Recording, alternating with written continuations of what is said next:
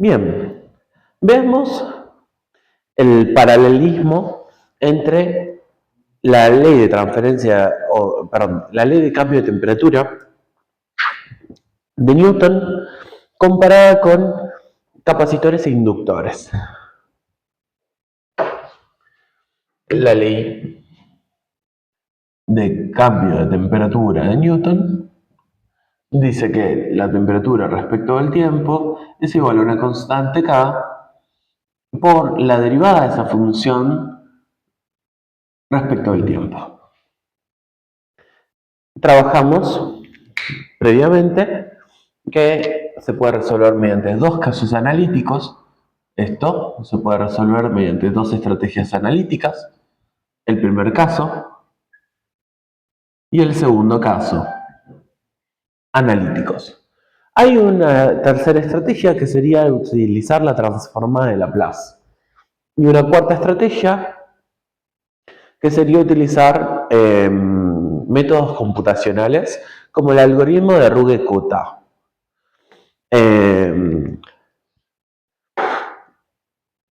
Particularmente, vamos a interiorizarnos primero de cómo se resolvería analíticamente para proceder después a conocer métodos más avanzados y que permitan resolver sistemas de mayor complejidad.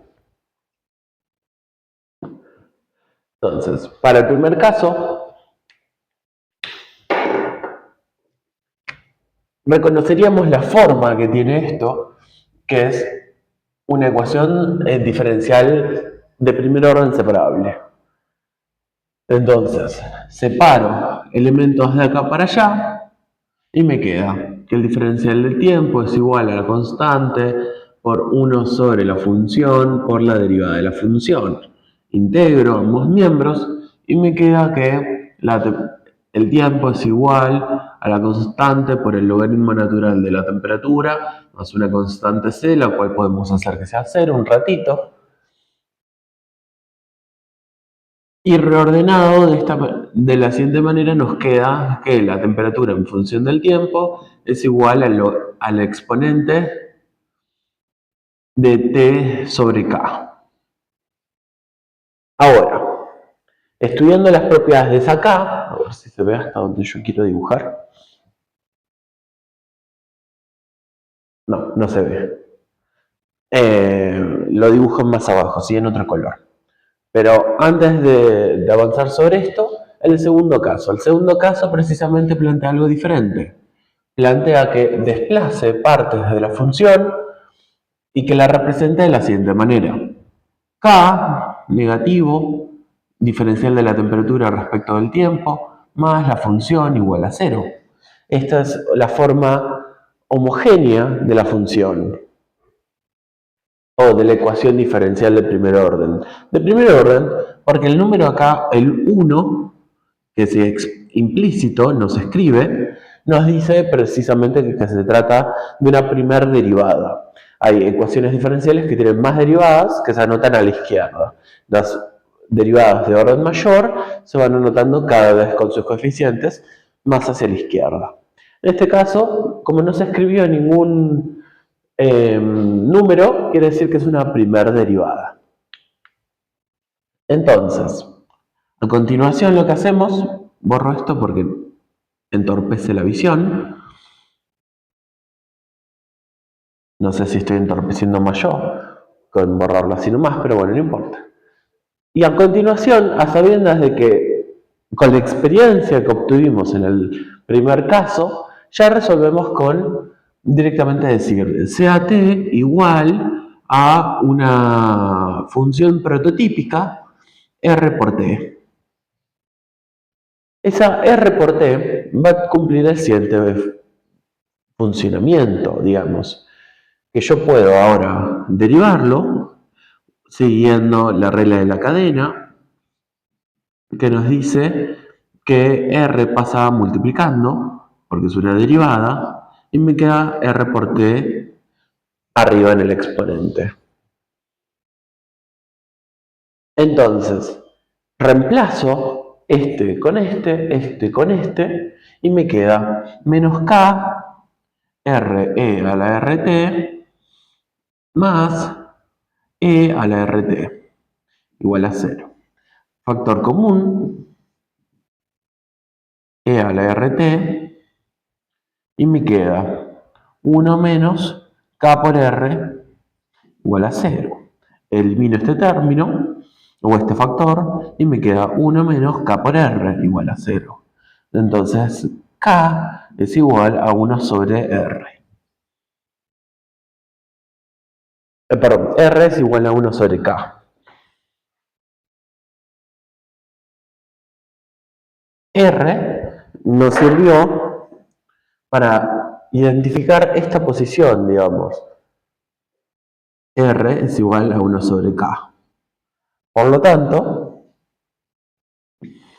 la temperatura en función del tiempo es igual a E a la T sobre K. Porque esta R es 1 sobre K, entonces ponemos 1 sobre K. La función resultante... Ay, ¿dónde dejé el marcador verde? Verde. Acá está. La función resultante tendría la siguiente forma, típicamente. Pero a partir de simplemente invertir el signo de K, se logra el siguiente comportamiento.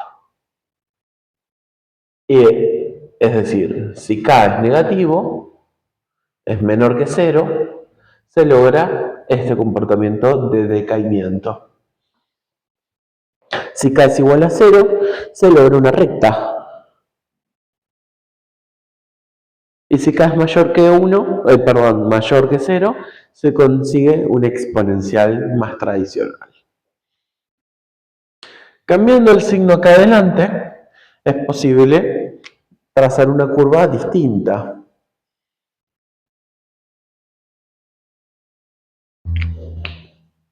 A ver, amerita que le dediquemos un momento a esto. Podemos decir la exponencial tradicional, K igual o mayor a 1, supónganse, K igual a 0,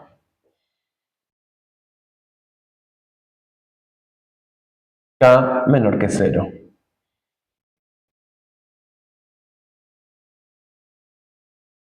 Mayor que 0. Ahora, si yo espejo esto hacia abajo, me queda de la siguiente manera.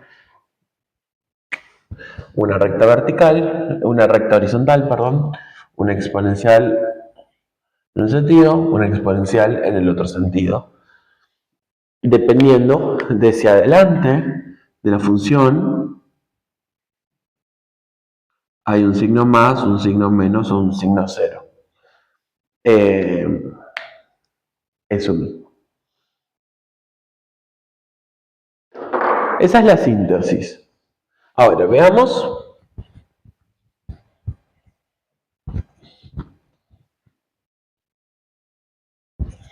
esto mismo aplicado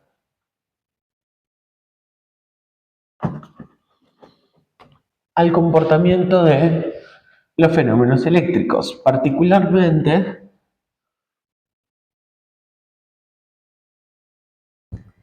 a dos componentes que son muy importantes: el capacitor y el inductor. El capacitor se caracteriza por lo siguiente, por oponerse a los cambios de voltaje. Entonces, esa oposición en cambios de voltaje se traduce en corrientes que son resultado de la derivada del voltaje respecto del tiempo. Por otro lado, el inductor se opone a los cambios de corriente y eso provoca voltaje.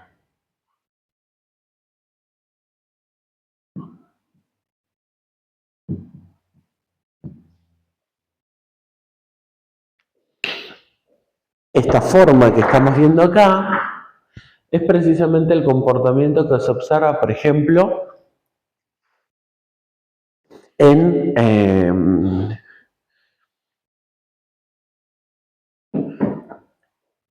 la ley de Faraday respecto de la inducción electromagnética. Si un inductor, como el que tiene adentro un transformador, por ejemplo,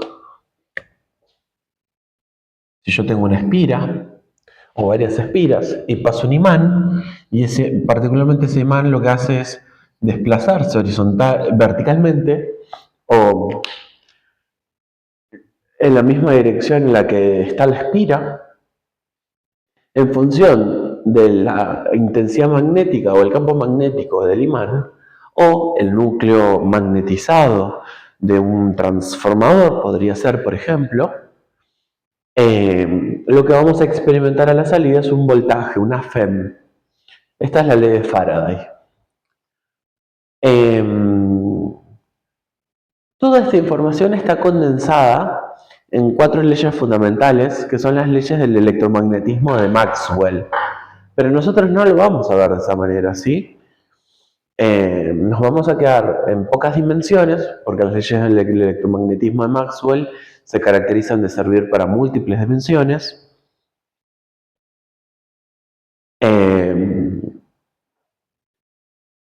Pero entendamos eso. Básicamente, al yo movilizar una fuerza fundamental, la fuerza electromagnética, provoco un fenómeno de inducción.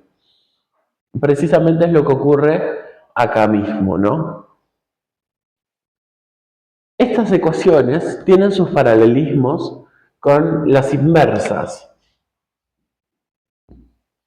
El voltaje en un capacitor es igual a 1 sobre C, la integral del voltaje de la corriente respecto del tiempo.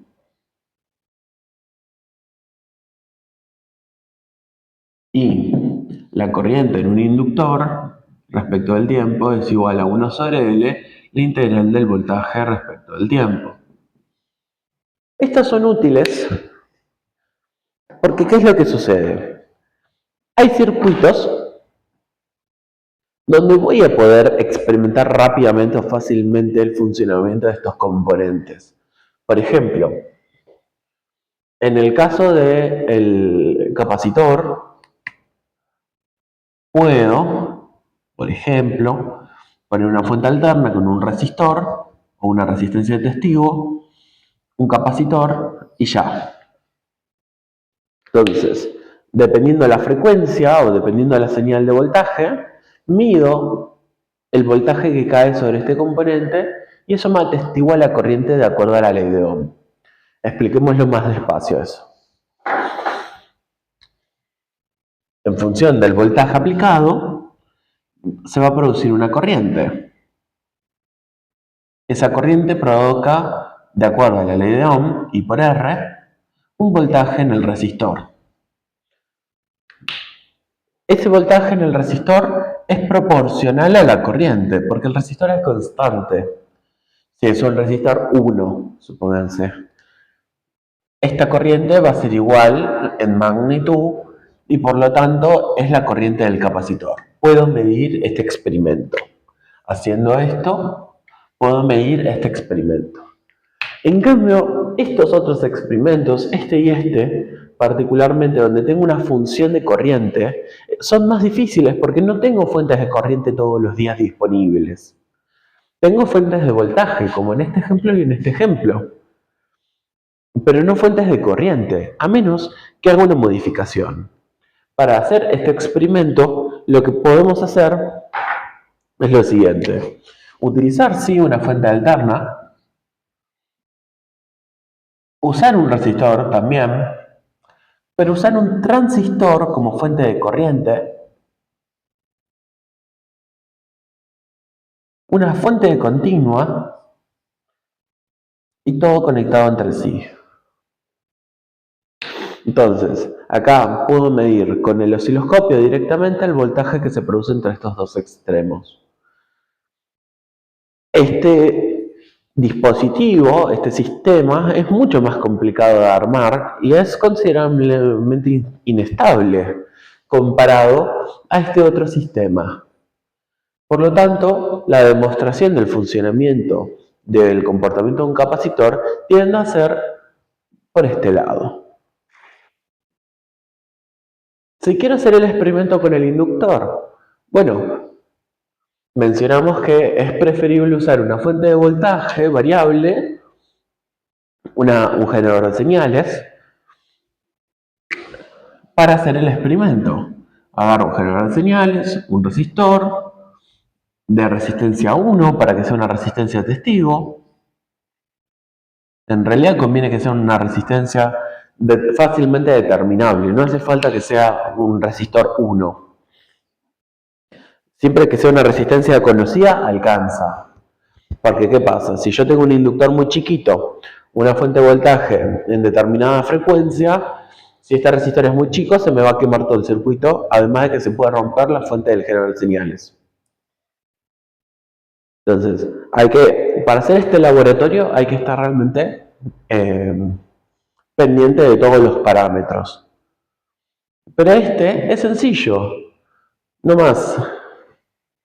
Introduzco una señal alterna y se tiene que cumplir este fenómeno que nuevamente mencionábamos, que una determinada fuente de voltaje provoca una corriente, esa corriente provoca, por ley de Ohm, una caída de tensión sobre el resistor y esa es proporcional a la corriente que circula por el circuito inductivo.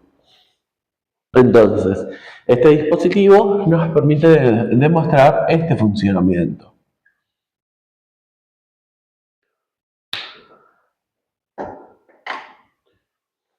Si yo quisiera demostrar este otro funcionamiento, necesitaría una fuente de corriente. Entonces, se arma una arquitectura similar a esta otra. Se pone una fuente alterna con un resistor, un transistor, todo conectado entre sí, una fuente de continua y un bobinado al colector del transistor. Estos dos sistemas tienden a ser más difíciles de armar. Nuevamente, no es imposible, simplemente es incómodo. Ahora, veamos la siguiente parte. Estos son los experimentos que se pueden hacer. Pero una vez hechos estos experimentos, ¿qué información podemos obtener? Bueno, cuando estamos trabajando en alterna, estos experimentos nos permiten demostrar un principio fundamental muy importante, el de la reactancia capacitiva y el de la reactancia inductiva. Basémonos en estos dos, ¿sí? Por un rato. Después hacemos estos dos, pero particularmente ya que tenemos una derivada y una integral, vamos a ver fenómenos distintos. Configuremos esta fuente de alterna, a que fuese una de continua. Es decir, determinemos que su frecuencia, ya no solo su amplitud, sino su frecuencia, sea cero un ratito. Bueno, ¿cómo continuaríamos? Para eso, dependemos de algunas consideraciones. Vamos a borrar esta información.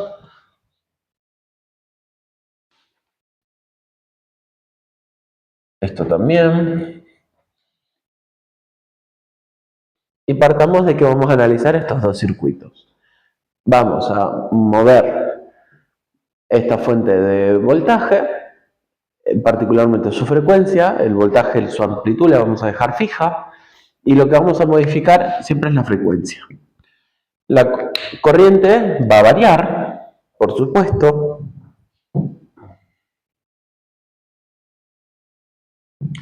Y lo que nos va a permitir observar es el voltaje en el resistor, que no es más que el testigo de la corriente.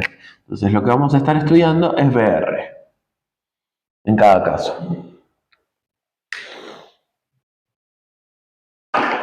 Dijimos que la función en cada caso es I de 6 respecto del tiempo es igual a C de I de T, de B de T. Y B de L respecto del tiempo es igual a L integral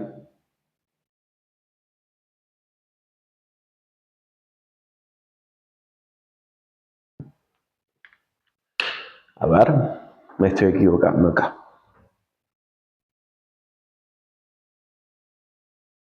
Está bien, pero yo quiero las corrientes. Ahí está.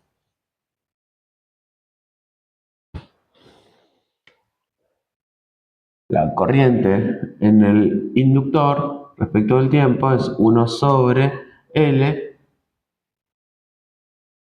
la integral del voltaje respecto del tiempo. BR nos va a dar la información de esto.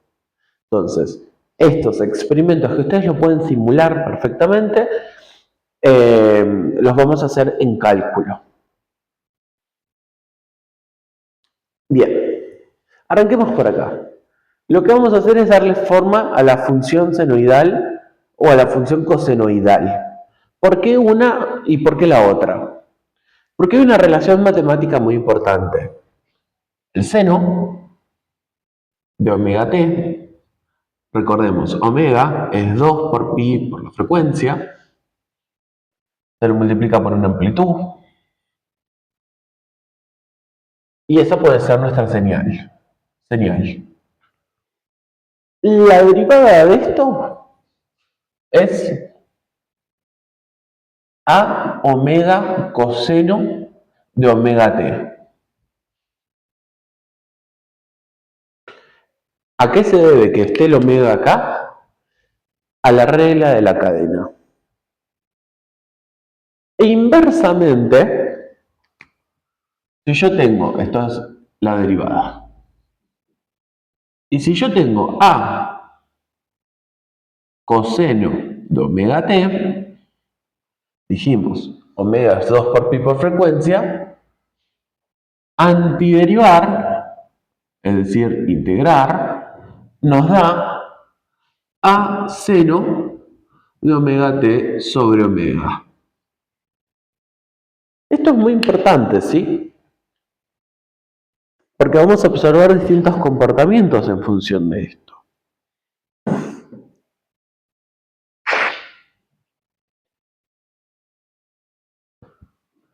Veamos. Lo que vamos a hacer es una tablita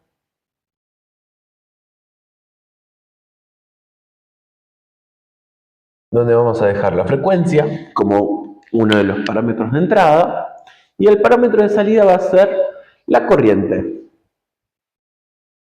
Vamos a hacer el cálculo de corriente para cada caso.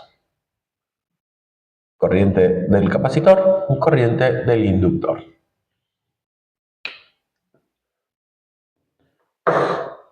Supongamos que estamos trabajando con 0, con 1, con 10 y con 100. Ustedes podrían hacerlo con más puntos si quisieran. Pero vamos a arrancar con esto, que va a darnos un resultado bastante aceptable. ¿Qué es lo que sucede? Sea 0 la frecuencia que va a ir acá. 0 por cualquier cosa, 0. Entonces, seno de 0 es 0. 0 por 1, vamos a dejar que A en cada caso sea igual a 1. Entonces, la señal de voltaje va a ser 0. Derivada de ese voltaje 0 es 0. T por 0 es 0. Entonces, la corriente posible frente a este escenario es 0 amperes. Hercios, hercios, hercios, hercios. Hagamos el siguiente escenario. Un hertz. Un hertz ya no es 0. Entonces, 1 por pi por 2 es 6,28. Seno de 6,28 por A es seno de 6,28. Ya veremos qué es lo que nos da. Ahora, C por la derivada de 1 por seno de 6,28 es lo mismo que el A, borrémoslo un ratito, total es 1. Se entiende que chiqui, chiqui, chiqui, chiqui, chiqui, chiqui, chiqui, chiqui. El A es 1, la amplitud de cada señal es 1. Me queda seno de 6,28 se transforma en 6,28 coseno de 6,28t. Entonces, la corriente es igual a C por 6,28 coseno de 6,28t. Esto es el ángulo. En alterna, esto es el ángulo. Es el desfasaje. Este es el módulo. La magnitud. Entonces, a 1 hercio, C,628.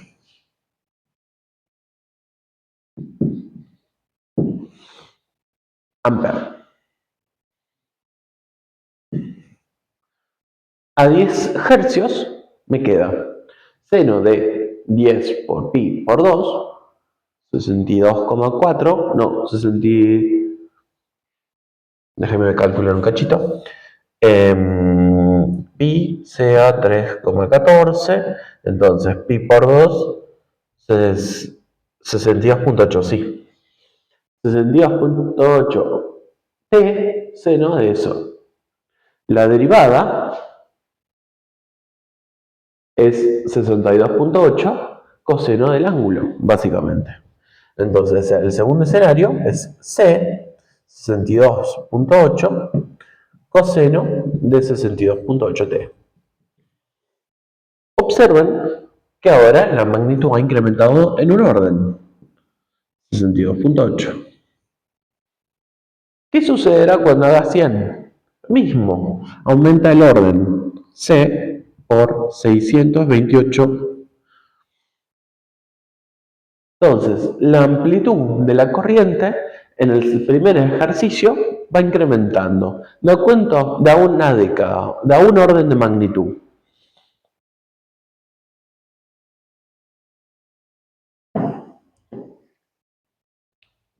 Parte de 0 y después va incrementando linealmente. Hagamos lo mismo para el segundo ejercicio. El segundo ejercicio es la integral del voltaje a frecuencia variable. Entonces, tengamos una señal, esta vez coseno. ¿Por qué coseno? Porque va a ser fácilmente integrable a seno. Entonces, coseno de 0, porque es 0 Hz. 0 Hz, acá dijimos 2 por pi por f. Sea f0, 0 por cualquier cosa 0, 0 por t 0, coseno de t 1. Integral de 1 ya no es seno de omega t sobre omega. Es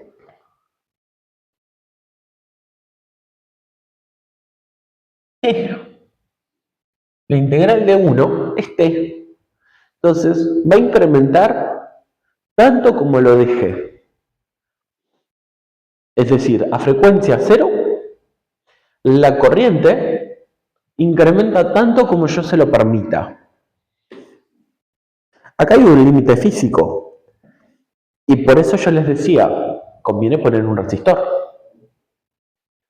Este resistor testigo va a limitar la corriente y va a evitar que se funda el componente y la fuente de alimentación. Entonces, en este caso, vamos a tener un límite físico B sobre R. Acá también vamos a tener ese límite físico. Dato interesante, ¿no? Vamos a llegar hacia una limitación física. Continuemos. un hercio. Un hercio ya no es 0, por lo tanto 2 por pi es 6,28 aproximadamente. Coseno de 6,28t es coseno de 6,28t. No resolvamos qué significa, porque es una función. Entonces 6,28t integrado, porque vamos a hacer la integral sobre L, me da seno de 6,28t sobre omega. Por lo tanto, la corriente del inductor va a ser igual a seno de 6,28t 1 sobre 6,28L.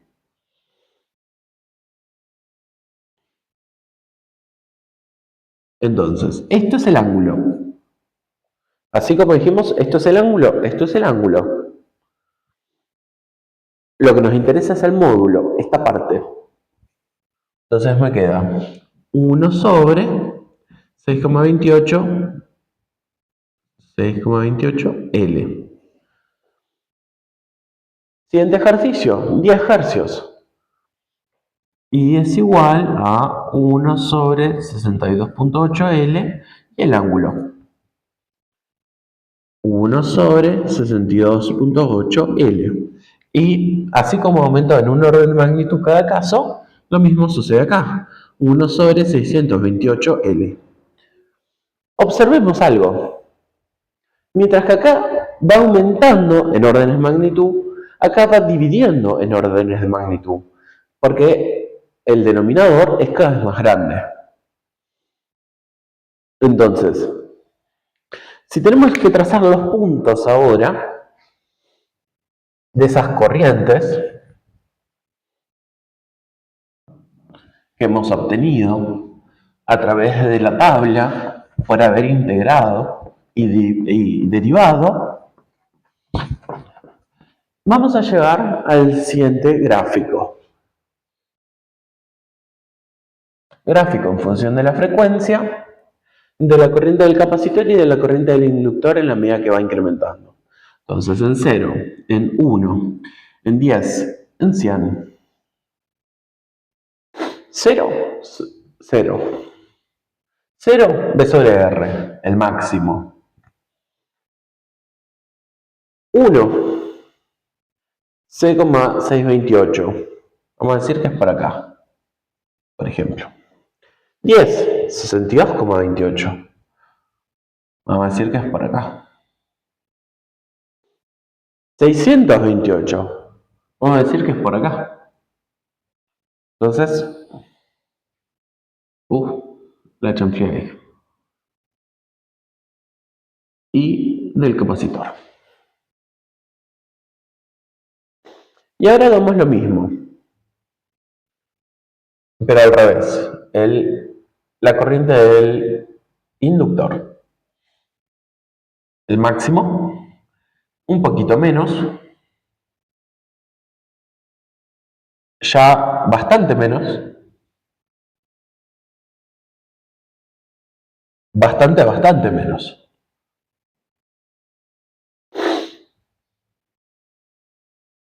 ¿A qué les hace acordar esto? Se los represento en verde a las representaciones más idealizadas.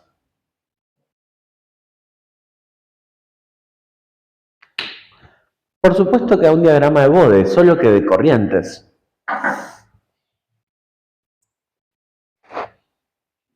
Para que sea oficialmente un diagrama de Bode, ya no tiene que ser de un parámetro, sino un parámetro relativo a otro. Esa es una cuestión importante. Y no un parámetro relativo a otro, relativo a la frecuencia. Tiene que ser respecto de la amplitud. Esa relación matemática es la que nos lleva a poder describir correctamente el funcionamiento. Y veamos una cosa. Este era I de L. Veamos una cosa. Esto que hicimos acá se puede copiar y pegar con los otros cálculos.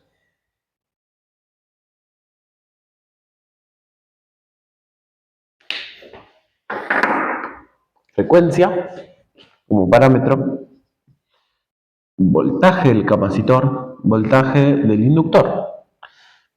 0, 1, 10, 100, 1K, 10K, etc. Y me va a quedar invertido. Si el 0 estaba acá, ahora el 0 está acá. Y ahora el voltaje es el máximo, VCC acá. Antes era el voltaje máximo, la corriente máxima V sobre R, ahora está el voltaje máximo, VCC. A un hercio, C28A. 1 sobre C,28C. 1 sobre 62,8 C. 1 sobre 628 C. Y por el otro lado me queda C,28L, 62,8L, 628L. Entonces, C copian pero al revés. Entonces, los diagramas de Bode en función de la frecuencia de las amplitudes me quedan al revés. Una así, otra así. Esta va a ser la amplitud en el capacitor, voltaje en el capacitor, y este es el voltaje en el inductor. Observen que están cruzados. Este era C, este era L, ahora es este C y ahora este es U y ahora es este L.